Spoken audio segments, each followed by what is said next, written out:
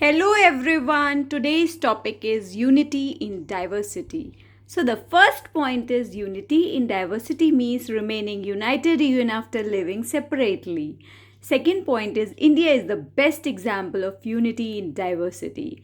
Third point is it means an interaction between many types of people.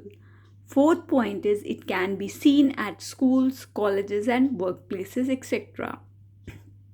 Fifth point is working with diverse people provide us an option to become free in nature.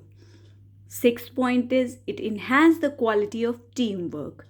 Seventh point is it help us to make our life good. Eighth point is cultural diversity is essential for preservation of cultural heritage.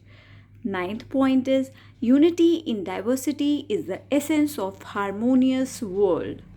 Tenth point is unity amid differences dismantles prejudice, nurturing a cohesive society. Thank you for watching my video. Please like, comment, and subscribe my channel, and also press the bell icon for the notification. Bye bye. Happy learning.